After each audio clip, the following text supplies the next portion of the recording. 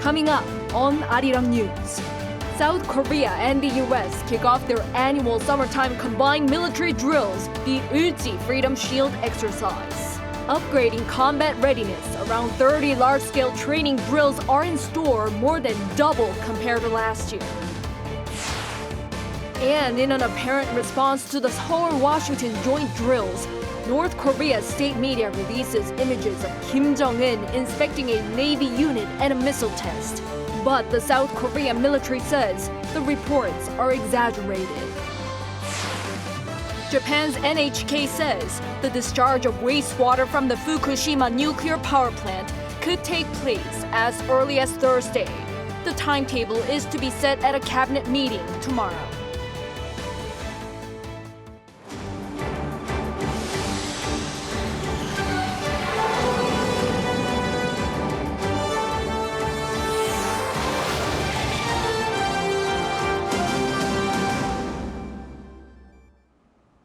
Good evening. It's 9 p.m. here in Seoul.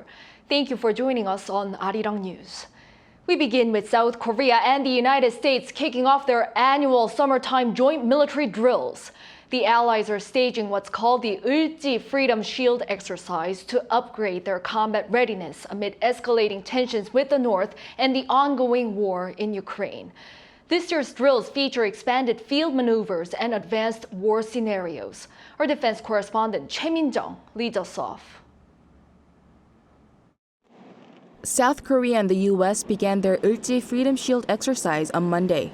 The 11-day series of drills is a joint, combined, and interagency exercise aimed at strengthening the Seoul-Washington combined defense posture to deal with any possible emergency situation, including provocations by North Korea.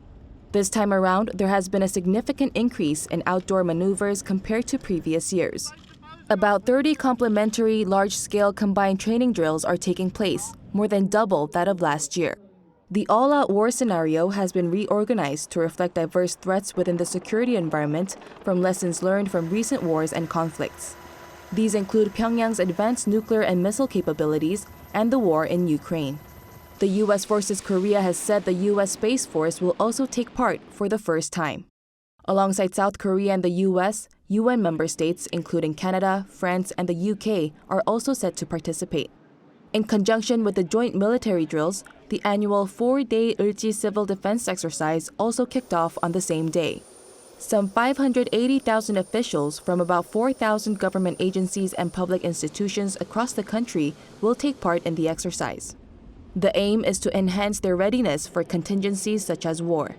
As part of the exercise, President Yoon chaired a cabinet meeting on Monday, saying true peace is maintained only by absolute force, not by a one-sided plea or goodwill. 오늘날의 전쟁은 가짜 뉴스를 활용한 여론전과 심리전, 테러를 동반한 비정규전, 인터넷 공간에서 이루어지는 사이버전, 핵 위협을 병행한 정규전 등 모든 전쟁을 혼합한 양상을 보이고 있습니다. 이에 민관군이 함께 국가 총력전 수행 역량을 향상시키는 노력이 반드시 필요합니다. President Yoon said it was crucial to thoroughly dismantle Pyongyang's attempts at fake news, disguised peace offensives, and provocative propaganda. He added that the country needs to better protect its critical national infrastructure, which will probably be targeted first. The president also underlined the importance of alerting the public in the case of a nuclear attack, as this is the first year for the exercise to include a response to such an attack. Choi Min-jung, Arirang News. In what appears to be a response to the Seoul-Washington joint drills, North Korea says its leader Kim Jong-un has inspected a Navy unit and observed a strategic cruise missile test. But the South Korean military says much of its claims are exaggerated. Our foreign affairs correspondent Bae Eun-ji has more. North Korea state media has released images of its leader Kim Jong-un aboard a Navy ship, overseeing what it claimed was a strategic cruise missile launch. The North Korean Central News Agency said Monday that Kim visited a Navy fleet stationed on the East Coast to inspect the test launch, aimed at verifying the combat function of the ship and the feature of its missile system. Without giving details on when the test was conducted, it said the missile test precisely hit its target, and that it prepared the sailors for carrying out an attack mission in actual war. The North's latest move comes as military forces from Seoul and Washington kicked off their annual summertime drills, and just days after the leaders of South Korea, the U.S., and Japan agreed to strengthen security ties at a trilateral summit at Camp David. But South Korea's military said North Korea's claims are exaggerated. It says Seoul and Washington detected signs of the test in advance and had been monitoring the situation in real time. An official from Seoul's Joint Chiefs of Staff told reporters that the missile was in fact a ship-to-ship missile, not a strategic cruise missile, as it's impossible to launch that kind of cruise missile from such a small ship. The official also added that the missile did not even hit its target. There was some speculation that the naval corvette shown in the photos was a new model, but the South Korean military said this too was not true. The same official said it was a ship not built within the last 10 years, and added Kim Jong-un's visit to the Navy fleet was made sometime last week. Experts say the North likely released such images on Monday to show off its naval capabilities in a show of force against the combined drills between Seoul and Washington. The launch was conducted right after the trilateral summit between South Korea, the US and Japan, and right before the Ulchi Freedom Shield exercise. So it's probably a strong warning that it will respond sternly against the military drills. Separately, South Korea's Air Force said it conducted drills aimed at detecting and intercepting enemy cruise missiles. Monday's drill involved around 20 aircraft, including F-35A stealth fighters, F-15Ks, and KF-16s. 배은지, Arirang News. The South Korean government said it welcomed the United Nations Security Council meeting last week on North Korean human rights issues. The Foreign Ministry explained on Monday that the meeting was an opportunity to create a new dynamic in the discussion, and the ministry will work hard so that such talks continue. It added that South Korea participated in the meeting because human rights issues in North Korea are closely connected to international peace and security. The UNSC meeting was held last Thursday in New York. An Air Koryo flight from Pyongyang to Beijing was announced earlier on Monday before later being canceled. The flight information was shown on the display system at Beijing Capital International Airport, but at around 11:50 a.m., 2 hours after it was due to land in Beijing, the terminal signboard showed that the flight had been canceled. No explanation was given. It was due to be the first commercial flight by North Korea's state-owned flag carrier in over 3 years. Air Koryo recently announced prices of flights to Vladivostok in Russia on August 25th and 28th. North Korea shut down its borders due to COVID-19, stopping its operation of international flights in early 2020. Returning home from Camp David, President Yoon says South Korea's partnership with the U.S. and Japan has opened up a new era, vowing for fewer risks and more opportunities. Our presidential correspondent Oh Soo-young reports. South Korea, the United States and Japan will expand their cooperation beyond Northeast Asia to become a regional force in the Indo-Pacific. That's according to President Yoon, who chaired a cabinet meeting on Monday following his trilateral summit with President Joe Biden and Japanese Prime Minister Fumio Kishida at Camp David. With their pledges of regular annual summits, joint military drills and a missile warning system, Yoon said the trio will become a powerful security mechanism against North Korea's nuclear threats and also work with the AUKUS Security Pact and the Quadrilateral Security Dialogue to uphold international law and order in regional waters. Beyond military issues, the president said the realm of cooperation will expand beyond traditional security concerns. 한반도 영내 공조에 머물렀던 한미일 협력은 인도 태평양 지역 전반의 자유, 평화, 번영을 구축하는 데 기여하는 범지역 협의체로 진화할 것입니다. 협력 분야도 안보뿐만 아니라 사이버, 경제, 첨단 기술, 개발 협력, 보건, 여성, 인적 교류를 망라한 포괄적 협력체를 지향하게 될 것입니다. In particular, he noted that joint efforts to develop critical technologies, ethical standards of AI, and supply chain cooperation would benefit all three countries, trickling down to the welfare of everyday people. 한미일 3국의 경제 협력과 인적 교류 증진은 대한민국의 미래 성장 동력 확보와 양질의 고소득 일자리 창출에 크게 기여할 것입니다. While executive leadership has been crucial, experts say all three democracies face political risks in continuing the trilateral arrangement, given long-standing historical disputes between Seoul and Tokyo and the possible return of former President Donald Trump, who was wary of such alliances. Thus, broader institutionalization is needed to solidify and amplify cooperation moving forward. But there's obviously an important security dimension to this partnership. There's an important economic and trade dimension to this partnership. There's a diplomatic dimension to this partnership. There are so many areas that are going to provide fodder, if you will, for cooperation, coordination among the three countries here, that I think that the legislatures in all three countries, in my view, have a stake, have an interest in participating in this emerging partnership, and I hope they will.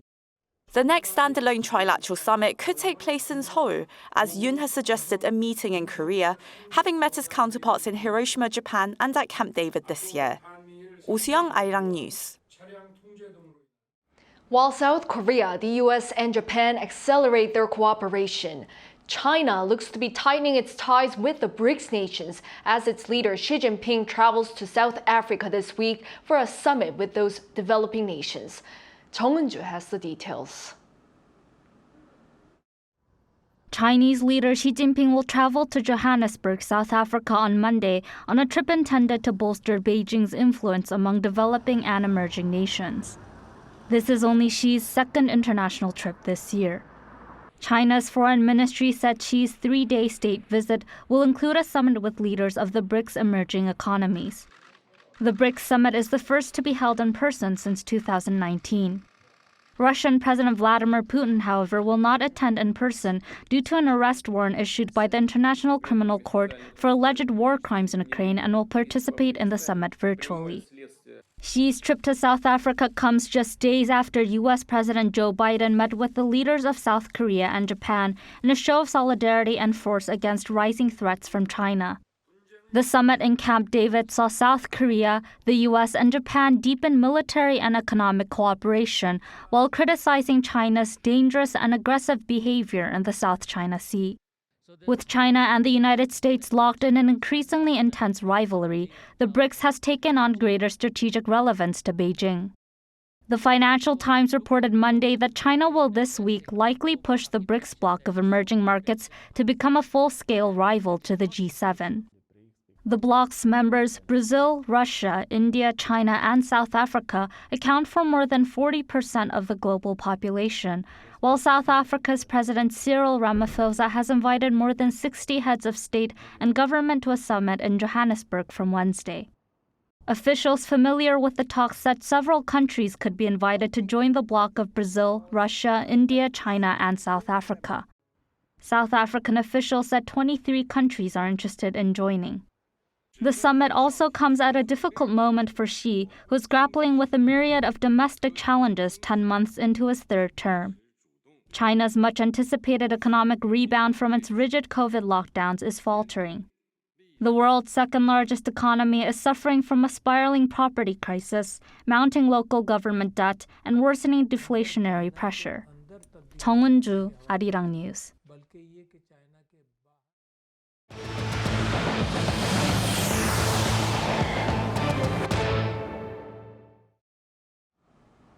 The Japanese government has reportedly entered the final stages in terms of deciding when to release the Fukushima wastewater, which according to NHK could happen as early as this Thursday. Japan is set to hold a cabinet meeting on Tuesday to confirm. Our Kim Jong-sil reports. The final decision is imminent on the timing of release of the Fukushima wastewater. The Japanese Prime Minister Fumio Kishida at his office on Monday afternoon met with Masanobu Sakamoto, the leader of Japan's fisheries industry. There, Kishida expressed Japan's determination to take full responsibility to ensure safety so that those in the fishing industry can continue with their livelihoods. Sakamoto, on the other hand, said the fishermen now better understand the scientific grounds of the wastewater release, but said even if it's scientifically safe, it doesn't get rid of the reputational damage, saying they are still against the release. Japanese newspaper the Asahi Shimbun also reported on Monday that 75% of Japanese people think the government's countermeasures aren't enough against further possible damage to Fukushima's reputation. An expert on Japan explained why reputational damage matters so much. In Japan, fuyo higai means reputation damage. Even if a lot of people already explain something is safe, it's a situation where you don't trust those words. For example, even if the wastewater is considered to be safe regarding radiation levels, it's a state of mind where you can't trust that, and you end up thinking you can never consume fish that were caught from that area. NHK reports that Prime Minister Kishida found progress in fishermen's understanding to a certain extent and said the release could happen as early as Thursday, saying the government has, quote, entered final mediations. Japanese media are reporting that the reason Kishida eyes an early release within the month is to avoid the fishing season in Fukushima, which begins in September. China has already expressed discomfort over Japanese seafood. It began radiation checks on all seafood imports from Japan last month. Seoul said on Monday that it has stressed to Japan that it must engage in transparent decision-making, adding it was closely communicating with Tokyo through diplomatic channels. Kim Jong-sil, Arirang News. Moving to China, Beijing has cut one of its main benchmark lending rates amid worsening economic woes. The People's Bank of China on Monday lowered its one-year loan prime rate, the peg for most household and corporate loans in the country, by 10 basis points to 3.45%. This was the second time this year that the central bank has cut the rate. It lowered the rate in June and froze it in July. Meanwhile, the 5-year rate, the peg for most mortgages, was left unchanged at 4.2%. Samsung Electronics tops the global TV market once again in the first half of this year by mainly focusing on its premium and ultra-large models. According to data by Omdia, a technology market research firm, Samsung maintained a market share in the 30% range for the first half of the year at around 31%, despite a contraction in the global TV market. In terms of premium TVs, the tech giant had a market share of over 60%. Also, with its newly released 98-inch model, the company outpaced the total share of second to fourth place companies when it came to ultra-large TVs of 80 inches or over. LG Electronics came next with around 16%. Amid a series of random attack incidents in the country, President Yoon has called for fundamental measures to prevent such crimes. The authorities weigh up bolstering safety infrastructure. Our Kim Do-yeon explains. With recent violent crimes shocking the nation, President Yoon Suk-yeol has again ordered measures to protect residents. According to the presidential office on Monday, at his weekly meeting with Prime Minister Han Duck-soo, Yoon told Han, quote, to come up with fundamental measures against senseless crimes, including strengthening law enforcement capabilities. The order comes as a woman was declared dead on Saturday after being brutally attacked with brass knuckles in an alleged attempted rape at a park in Seoul Silim neighborhood on Thursday. This is the third time this month that President Yoon has ordered measures to protect the people from violent crimes. The first one this month came immediately after a man rammed his car into pedestrians and then went on a knife rampage against bystanders in the Bundang-gu district of Seongnam City. The incident also prompted the police to roll out a special public safety exercise announcing that officers would selectively inspect anyone they suspected of carrying weapons or giving suspicious signs in accordance with due legal process. Since the police announcement of special measures, 227 people have been detained or cautioned on suspicions related to the use or potential use of weapons.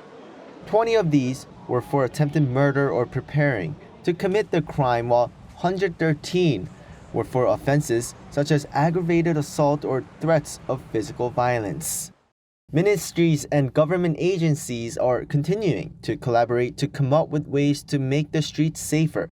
The Ministry of the Interior and Safety's Police Division shared a meeting with representatives from the Justice and Health Ministries and the National Police Agency on how to strengthen responses to the recent senseless crimes.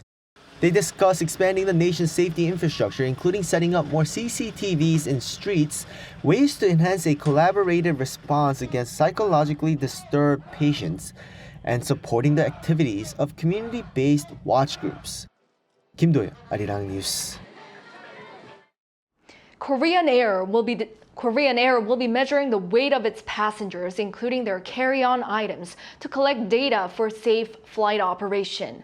The company has announced that the survey will be conducted from August 28th to September 6th for domestic passengers at Gimpo Airport and from September 8th to September 19th at Incheon Airport for international passengers. According to aviation regulations set by the Ministry of Land Infrastructure and Transport, airlines must measure the standard weight of passengers at least once every 5 years. The survey will be limited to those who agree to participate and will only be used to determine appropriate weight distribution. The data also plays a crucial role in minimizing fuel consumption.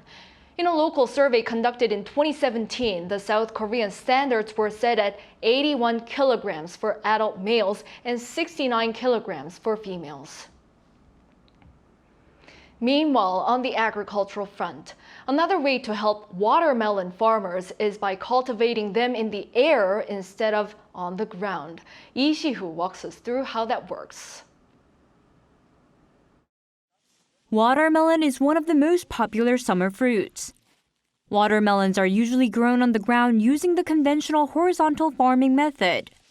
This means farmers have to bend down, squat, and strain their backs throughout the process, making it a physically demanding task.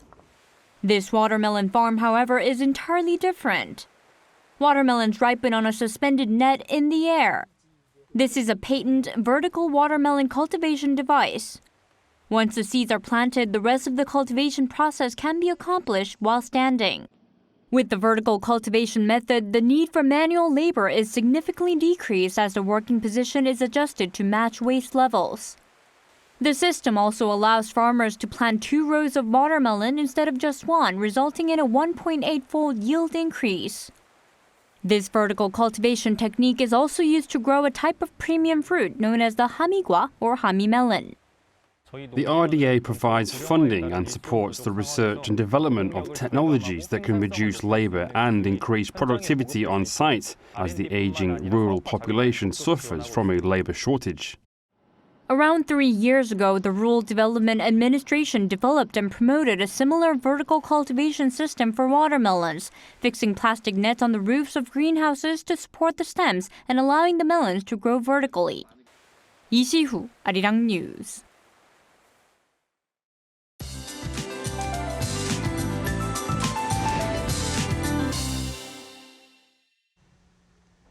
The nation will see frequent showers for the next few days. Along with the rain, Seoul will see temperatures dropping until this Wednesday. While there will be a brief respite from the daytime heat, tropical nights with lows of 25 degrees Celsius will continue. Hot spells will continue to prevail for southern regions. Along with the heat, UV rays will be intense as well. And central regions and Jeollado provinces will see torrential rainfall tomorrow. Heavy downpours are expected for northern Gyeonggi-do province with up to 150 millimeters in the forecast. The surrounding regions, including Seoul and Gangwon-do province, will see up to 120. Chungcheong-do and Jeollado provinces will see 30 to 80 millimeters. Tomorrow, Seoul and Daegu will be starting off at 25 degrees. Highs in Seoul and Chuncheon will get up to 29. Daejeon and Gwangju 32. Gyeongju will be sweltering at 34 degrees. And nationwide rain will continue until this Thursday. Make sure to have your umbrellas handy when heading out. That's all for now, and here are the weather conditions around the world.